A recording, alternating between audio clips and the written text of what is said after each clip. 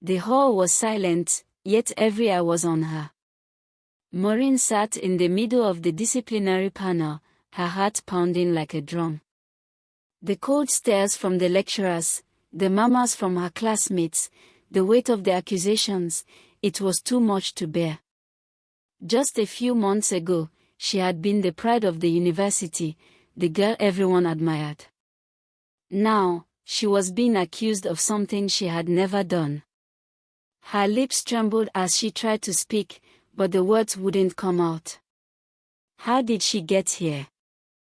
Maureen was born into a very religious home, a place where rules were sacred and obedience was law. Her parents were devoted members of the Deeper Life Church, and they raised her under strict moral principles.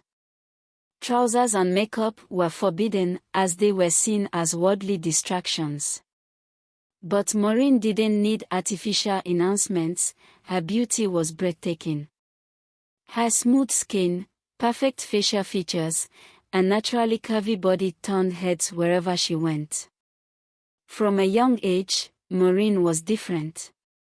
She had both beauty and brains, an extraordinary combination that made her stand out. She was always the top of her class, excelling in every subject while other students struggled. Her teachers adored her, and her peers either admired her or envied her. Some girls tried to bring her down out of jealousy, but Maureen was too focused on her studies to care. She had big dreams, and she was determined to make them come true. Growing up, she attended a strict secondary school where discipline was key. Many girls in her school were obsessed with looking good and attracting boys, but Maureen didn't see the point. While her classmates exchanged love letters and giggled about their crushes, Maureen was buried in her books. Her best friend, Esther, was her only confidant, always reminding her to stay on the right path. However, being different came with challenges. Some of the girls in her class mocked her, calling her names like church girl and village saint because she refused to date boys. They would laugh at her when she rejected love letters and gifts from male classmates. "Who do you think you are?" they would sneer. Even the most beautiful girls have boyfriends.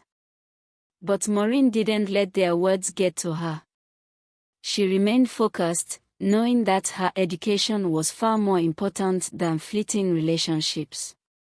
Despite her resolve, Maureen's beauty did not go unnoticed by her male teachers.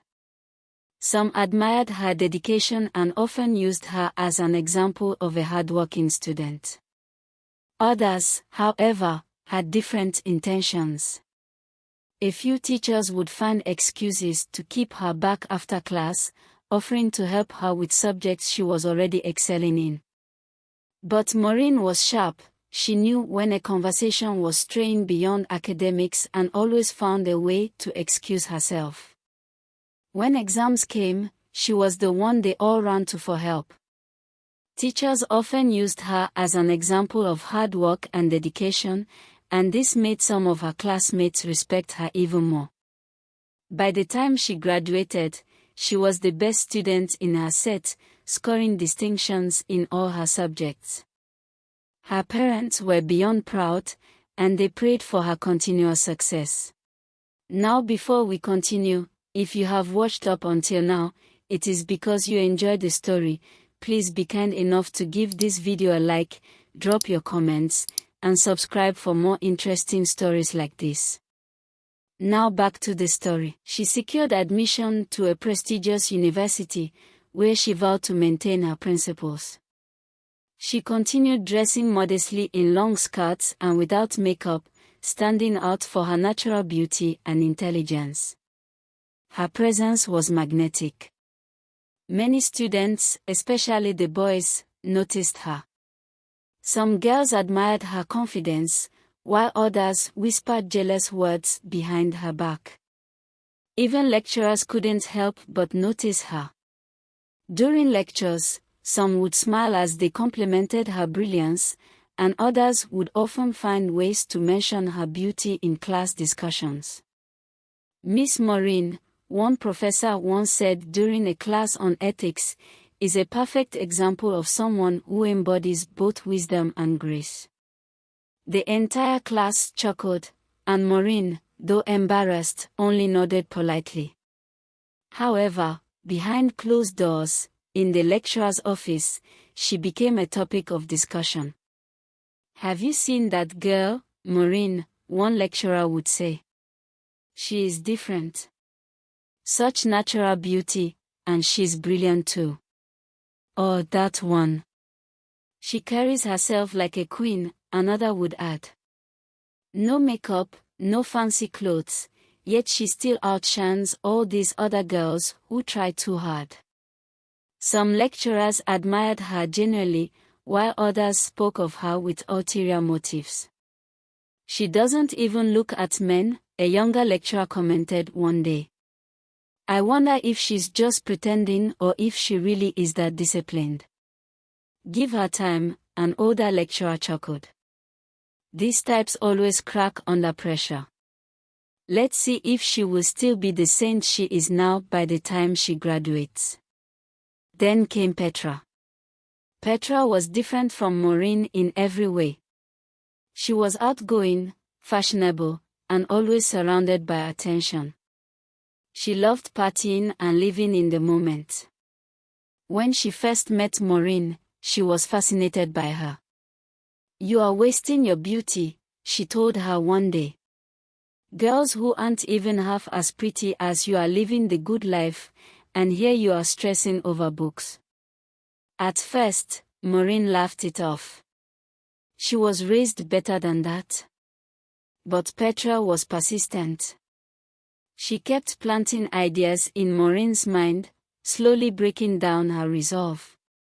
"Look at those girls," Petra would say, pointing to students who always wore designer clothes and drove flashy cars. "They don't spend nights reading books. They use what they have to get what they want." Maureen tried to ignore her words, but the seed had already been planted. She started noticing things she hadn't before: how some girls who rarely attended lectures somehow managed to pass with high grades, how they had expensive phones and clothes, while she struggled with a limited budget. For the first time, she wondered if she had been doing it all wrong. One day, Maureen decided to experiment. She bought a pair of tight-fitting jeans and applied makeup for the first time. When she walked into campus that morning, the reaction was instant. Heads turned, whispers spread, and boys who had admired her from afar suddenly became bold enough to approach her. Even her lecturers took notice. Maureen felt a new kind of power, one she had never experienced before.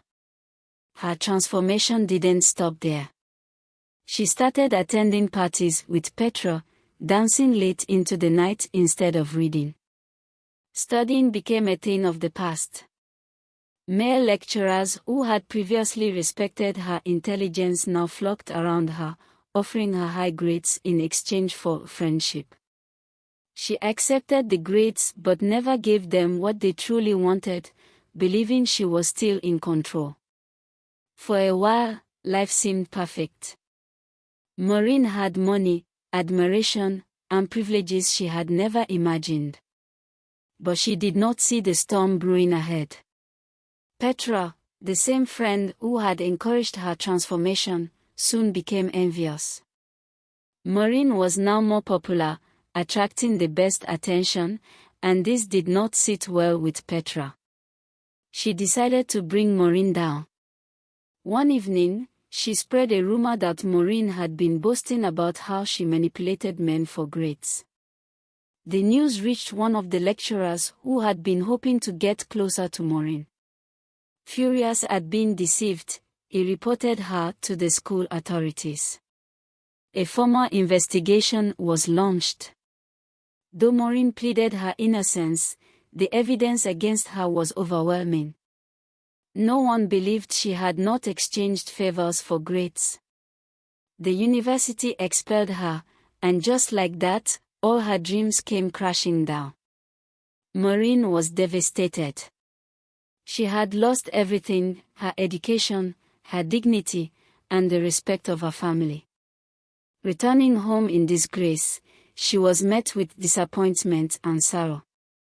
Yet, her parents did not abandon her. They took her back with open arms, praying for her and reminding her that all was not lost. For weeks, Maureen cried, regretting her decisions. She had traded something invaluable for fleeting pleasure. But she refused to let her story end in failure. She turned back to God, determined to rebuild her life, not by the world's standards but by the values she had once abandoned. She started working on herself, learning from her past mistakes. With her parents' support, she applied for another school and got admitted. This time, she was determined not to let anyone influence her negatively. But little did she know that nature had in store for her.